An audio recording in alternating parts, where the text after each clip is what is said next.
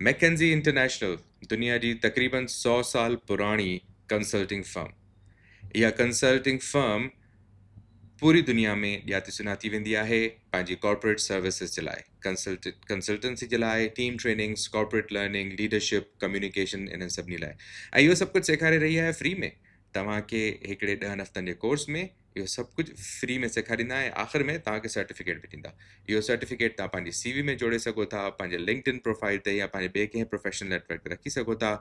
Specially तव्हां अगरि नवां शागिर्द आहियो त प्लीज़ हीअ वीडियो मुकमल ॾिसो, पंहिंजो पाण खे रजिस्टर कयो। 22 अप्रैल उन जी डेडलाइन आहे। कोर्स बिल्कुलु फ्री आहे। इन फ्री कोर्स जो फ़ाइदो वठो। असांखे हर हफ़्ते 2 कलाक इन खे ॾियणा आहिनि। मूं पंहिंजो पाण खे रजिस्टर कयो आहे। हालांकि मां हिकिड़ी कॉर्पोरेट सेटिंग में वियां थो, मां माण्हुनि में उथां वियां थो, पर मूंखे ज़रूरत महसूस थी त मुंहिंजा कम्युनिकेशन स्किल्स मूंखे इम्प्रूव करणु घुरिजनि ऐं इंसान खे सिखणु घुरिजे हर वक़्तु न। त पोइ असां लाइफ लॉन्ग लर्नर्स थियूं ऐं सिखंदा रहूं। स्पेशली असां जेके यूनिवर्सिटी जा शागिर्द आहिनि या जेके माण्हू कॉर्पोरेट सेटिंग में जॉब कनि था पर उनमें कॉन्फिडेंस न आहे त हू कीअं ॻाल्हाइनि, उहो सभु कुझु करण जे लाइ असां मैकेंजी जो इहो कोर्स कंदासीं। ऐं मां तव्हां सभिनी खे दावत ॾींदुसि त अचो ऐं ॾिसो त कीअं उहो फॉर्म फिल थींदो, कहिड़ी वेबसाइट आहे। मां उहो सभु हाणे शेयर करण वारो आहियां।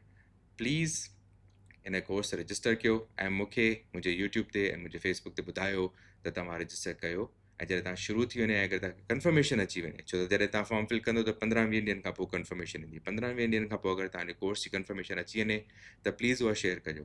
उनखां पोइ अगरि तव्हां फॉर्म भरण में तव्हांजो फॉर्म जमा नथो थी सघे, रिजेक्ट थो थी वञे, त प्लीज़ मूंखे यूट्यूब ते कमेंट्स में पुछो त असां छा कयूं, उनखे कीअं कयूं, त पोइ मां थी सघे त तव्हांखे 1 to 1 बि हेल्प करे वञा त जीअं तव्हां हिन कोर्स मां लाभ हासिलु करे सघो।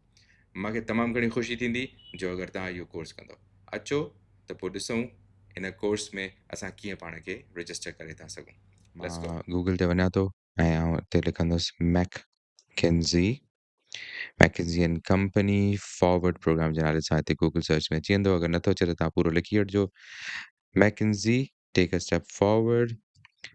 हिन ते क्लिक कयो ऐं उन खां पोइ ही तव्हांखे वठी ईंदो हिते।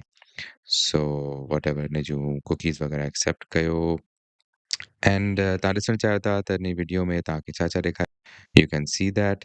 और डायरेक्ट क्लिक कयो ऐं पंहिंजी हिन के स्टेप्स खे फिल कंदा वञो, फॉलो कंदा वञो।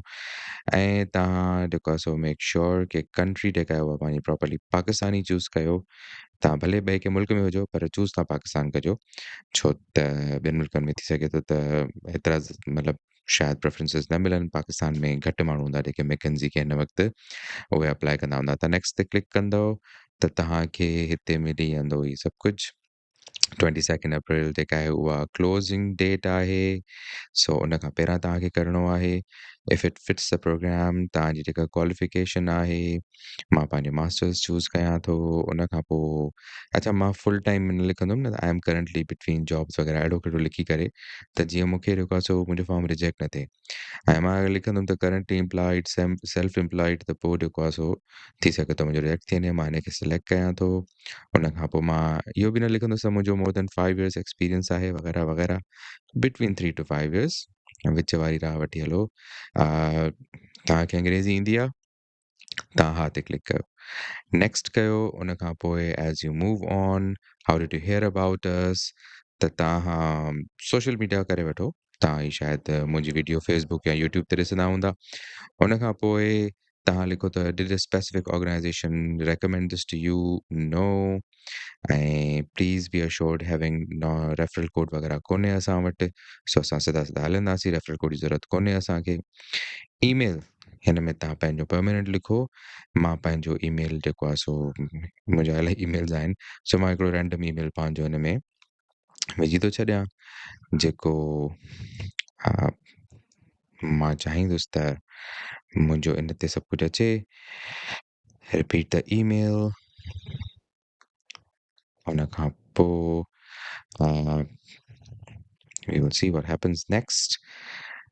पंहिंजो पूरो नालो, हाणे जीअं मुंहिंजो नालो आहे मोहम्मद जवाद और रहमान सिद्दीकी, सो मां लिखंदुमि मोहम्मद जवाद। उन खां पोइ मां मिडिल नेम, हे मिडिल नेम जो ऑप्शन अची वियो। मां मिडिल नेम में पंहिंजो नालो माना ही चाहिनि था त तव्हांजो नालो पूरो सर्टिफिकेट ते अचे। उन खां पोइ फैमिली नेम सिद्दीकी मुंहिंजो फैमिली नेम आहे। मां कंटिन्यू कंदुसि, जेंडर सिलेक्ट कंदुसि। उन खां पोइ मां आई एग्री बाबा एंड मूविंग ऑन।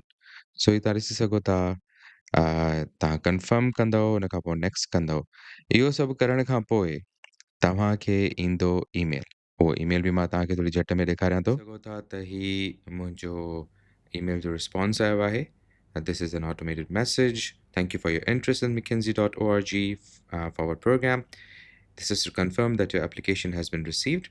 ऐं इनखे रिव्यू करे 15-20 ॾींहंनि में मूंखे ॿुधाईंदा त मां इहो कोर्स कंदुसि या न। सो उमेदु आहे, दुआ आहे त मुंहिंजो बि इहो कमु थी वञे ऐं उमेदु आहे त तव्हां बि रजिस्टर कंदव ऐं इन फ्री कोर्स मां ज़रूरु फ़ाइदो हासिलु कंदव। मूंखे ज़रूरु ॿुधाइजो, तमामु घणी ख़ुशी थींदी त असां सभु इहे प्रोग्राम कयूं ऐं इन मां वधि में वधि मुफ़्त में फ़ाइदो हासिलु कयूं। तव्हां सभिनी जी वॾी महिरबानी। पंहिंजो ख़्यालु रखिजो।